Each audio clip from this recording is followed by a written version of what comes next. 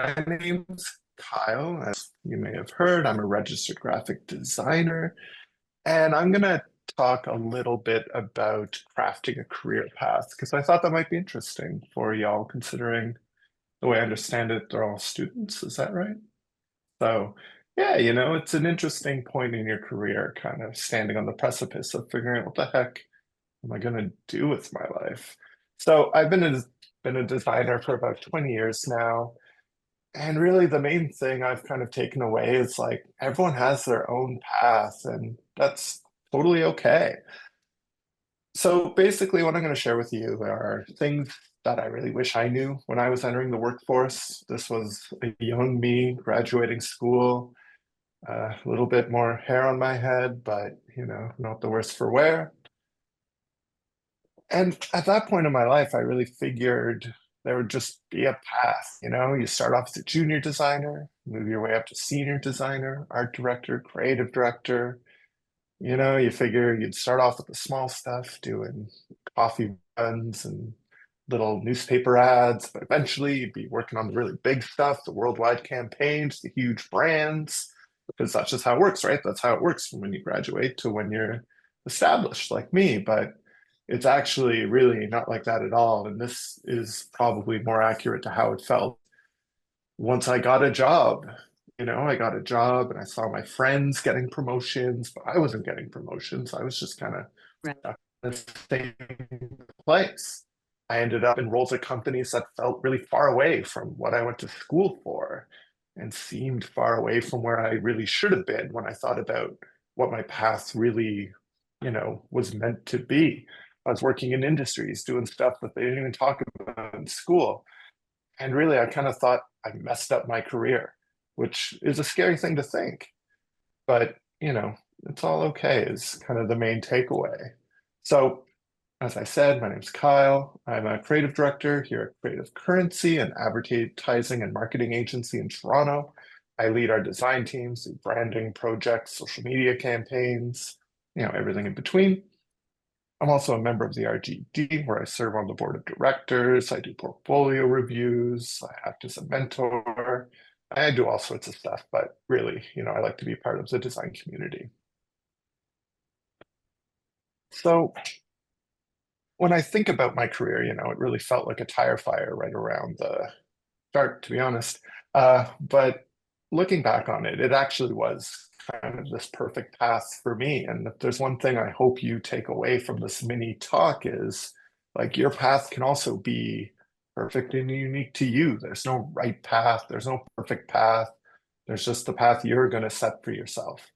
So I'm going to walk you through kind of each of the roles I've had in my career, share some lessons, and hopefully, by learning a bit about my path, you'll start to think about what your path might be. So my career started at this little design studio in Toronto called Fresh Art and Design. And at that point in my career, they hired me out of my internship, and I was super excited because I was designing magazines. I loved it. I learned a ton about typography, learned a ton about layout, and all day, every day, I was designing magazines for nurses, for opera singers, for, University of Toronto, everything in between.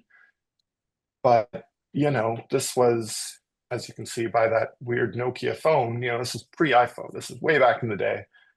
And I was thinking like, oh my God, like this is fun, but am I pigeonholing my career? Because, again, way back then, 2010, 2011, it was just like print is dying.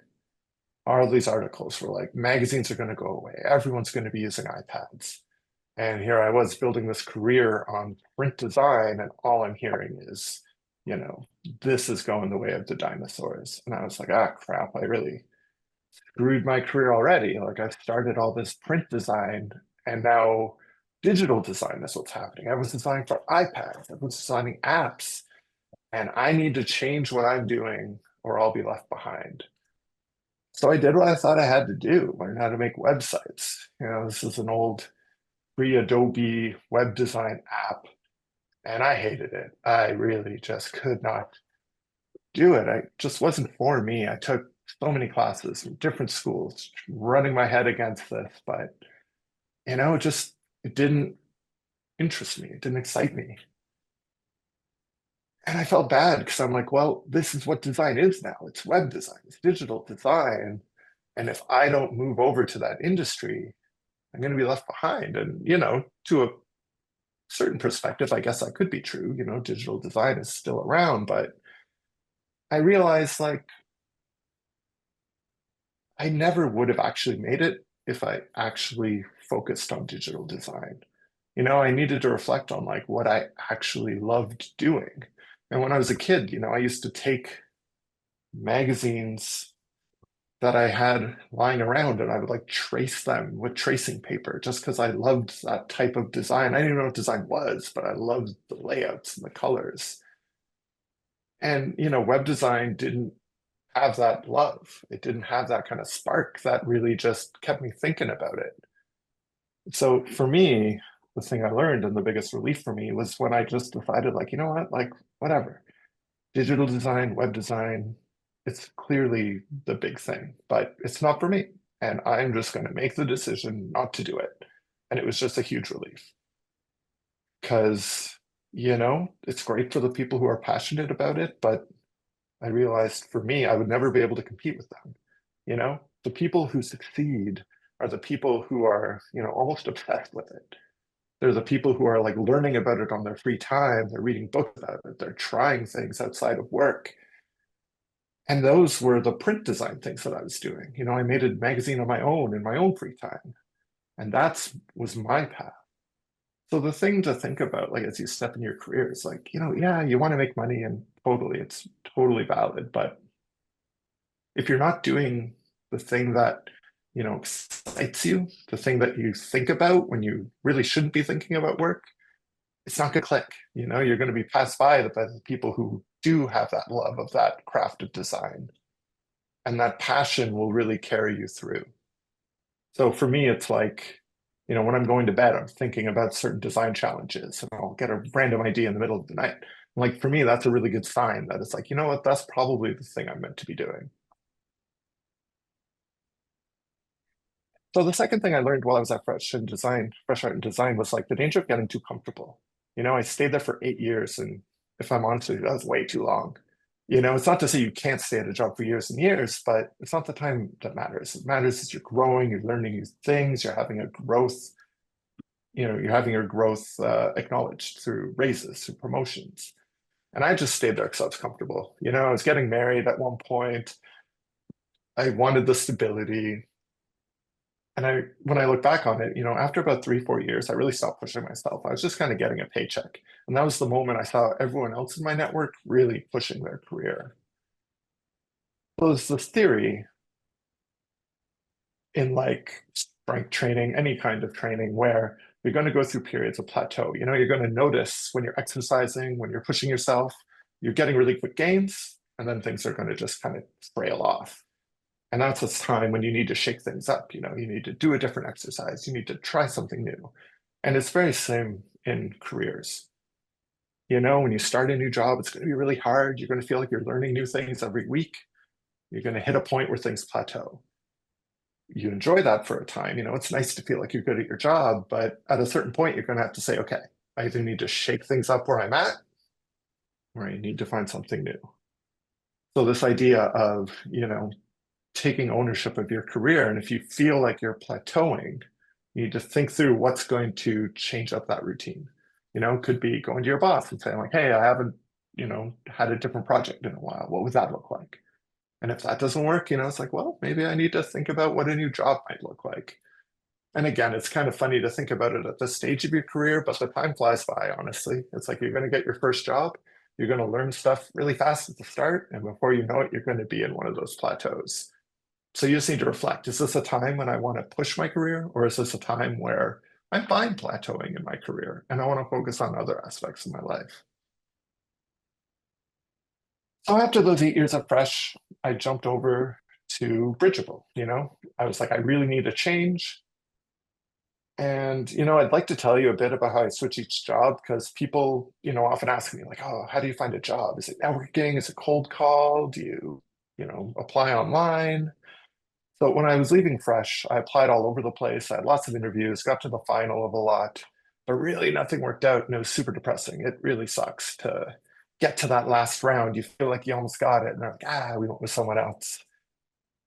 But it was funny. That was all through like online applying, but things started changing once I reached out to people I knew, and like that's networking. People always ask networking. It's not going to design thinkers and asking random people for jobs. Like, I love design thinkers. You should definitely go, but that you're probably not going to find a job there.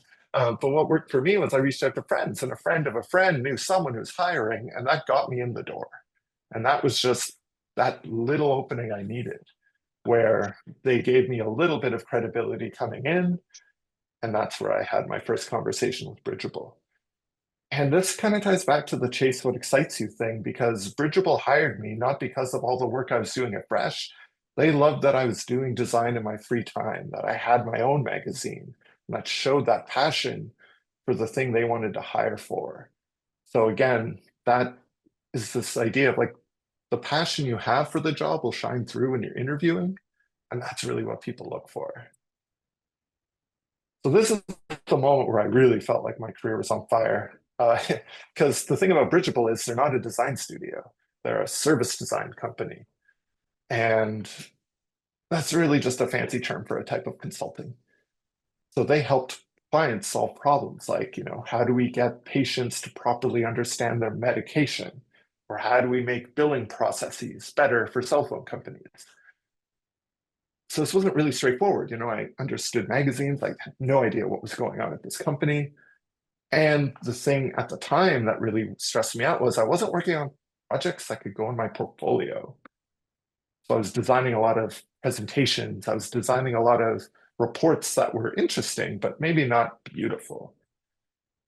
But looking back on it, the things I learned there that really set me up in my career are all the soft skills that I probably wouldn't have learned in a traditional design studio. And I definitely didn't learn in school. I maybe didn't get pieces for my portfolio, but I really learned how to do presentations. I really learned how to do critiques. I learned how to manage clients, how to manage clients through a process. I worked with researchers and MBAs, people who have different ways of thinking that really helped hone the way I think. So thinking about that, I was at Bridgeable for 3 years, and it really was that period of learning new things every week.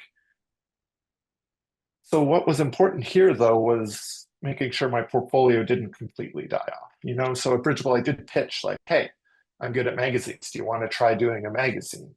I worked on the marketing team so I could build up some social. I took on some freelance projects. So I kept things sharp, but I did learn a lot of these soft skills. So the main thing here is like, think about yourself as you move through your career as like a complete person. You're not just a toolbox of design skills. That's definitely a huge part of it. But, when you're working these jobs, what are you learning? You might even be learning how to write better emails. That's huge. That's huge in a job. Maybe you're learning how to speak up in meetings. Maybe you've gone from never speaking to asking a question in every meeting. That's something that's huge as well. Maybe you're practicing presenting your work to a creative director. Maybe you're getting better at just listening and translating what people say. There's all this stuff that's super valuable, but that isn't necessarily one of those design skills you would check off.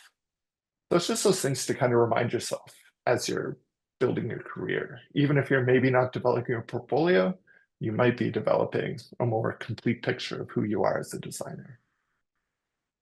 And building on that, like the thing I hate, honestly, working with some people is just like, I don't want to do that. That's not my job. And I don't want to do that. I'm just focused on design. And, I find that such a limiting mindset. At Bridgeable, I got to help HR rethink like what the review process could look like, giving them the designer's point of view from that. And I found that really rewarding because eventually in my career, I had to manage people. And by understanding the review process, it helps me be a better manager. I helped out their marketing team, not just designing assets, but really understanding what marketing is and what the flow of business development is. So I found really in my career being the type of employee that like will jump in and help out with stuff. It made people like working with me. And the thing is, if people like working with you, they're going to find a new job someday and they'll probably want to take you along. So again, it's this idea of like, yeah, maybe it won't pay off in the near term. Maybe it's not a portfolio piece, but by being a generally helpful person, you can really help out your career and learn a lot along the way. So from Bridgeable, I moved on to Coactuate. So again, at Bridgeable, my plateau was less about skills and more about title. I was just like, yeah, I'm this manager. I want to be a director. And at Bridgeable, they said, well, you could be a director, but it's probably going to be 2 years, 3 years down the road. So I then found a different job that would just make me a director right then. The idea being like, hey, what one job sees you at doesn't mean the next job will see you at. And going back to being easy to work with, my old boss at Bridgeable was hiring and he brought me along to Coactuate. And again, in my life, it's like these job transitions have come from just again the people I know. And I'm not a huge networker, but like just staying in touch with people, reaching out, saying, hey, I'm thinking about a career change. Could I talk to you about it? That really gets me in the door. So at Bridgeable, I learned, hey, it's great to jump into all these opportunities. But at Coactuate, I learned like, hey, you can really overdo that. And one example is like when I was hired, we had a process for onboarding new people. So we get a fun booklet, we get all this great little onboarding stuff, but then COVID hit. And all of a sudden, all these physical onboarding tools were useless. So I created just a little web portal. It's like, hey, I made all of our stuff digital. Here's a website we can send people to. People loved it. They were super happy with it. But then the trouble began. Well, since I was so helpful, I became the internet guy. And all of a sudden, all the questions, all the problems, all the issues with this thing were on my plate. And I was like, oh my God, I'm spending so much time on this onboarding internet. Like I'm not even doing my job anymore. So now looking back on it, I wish I would have had a conversation with my manager saying, like, hey, I was happy to set this thing up. I'm now spending way too much time on this. I need to transition this to someone else. So again, it's this idea of like finding that limit of being helpful. And the other thing I learned at Coactuate was how important it is to have that extended design community. So for me, it is the RGD. I became an RGD member when I was at Fresh Art, or not at Fresh Art, at Bridgeable, but I really started engaging with it more when I was at Coactuate. So this idea of doing portfolio reviews, I found that super rewarding. Once I got deep enough into my career where I felt like I had things to offer, you get a lot from like seeing other people's work, giving them feedback. You learn a lot through that process. I ran for the board of directors. I joined the membership committee. So the more I engaged with the RGD, the more I got out of it. I get to talk to people like you. I get to talk to all sorts of peers, designers starting their career, designers closer to the end of their career. But it really just gives you a bigger perspective because your job can feel really like you're in this little fishbowl, and all that matters is the things that are happening on your laptop, in the walls of your office. There's a whole community of designers out there. So for me, RGD is a great community. And you're all part of the student committee, so hopefully you know that as well. But I think it is just really important to reinforce like not all designers do this, and a lot of designers feel more constrained. Oh, after 3 years at Coactuate, I felt like I needed to get out of consulting. Bridgeable was strategic consulting, Coactuate was strategic consulting. I needed to get back into real design. So again, this change in roles came through a connection. Someone I worked with at Coactuate, his spouse worked at Creative Currency. So again, it got me in the door, had some chats, and it all worked out. So the thing I really have learned at Creative Currency is like working at a marketing agency. You learn a lot about how companies and even people talk about themselves.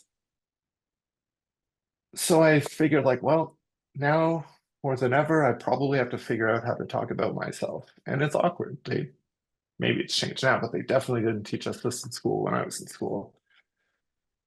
And it's a lot harder to talk about yourself than it is to talk about a client or even your work.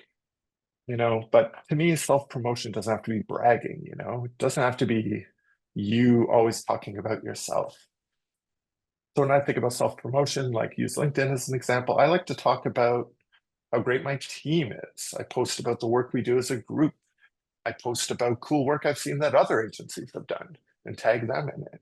It's this idea of like just talking about design in general rather than promoting myself, but it does promote myself in a way because it puts my name out there with a thought I've had. This way I feel like the more I post, the more people respond. And again, you just kind of stop feeling like you're in your bubble. It's just another way of like branching out and getting out of your head.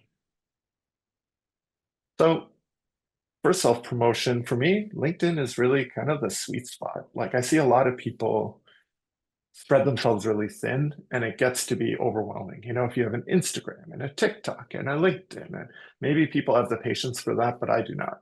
So for me, LinkedIn is the sweet spot because that's where people are looking to hire. That's where people are looking to talk about careers. And, you know, it's getting a little more memey, but I used to find it was more professional.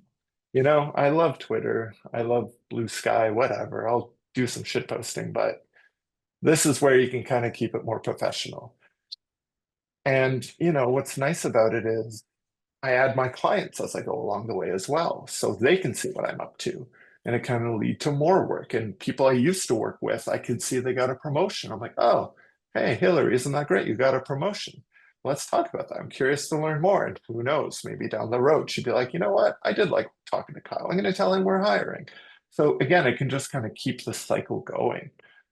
So I don't know. I just find LinkedIn is a really great place to keep these connections you make throughout your life. You just have to go through the effort of actually having them. But it doesn't really matter where you post. There can be a paralysis, right, around talking about something. So here's my perspective.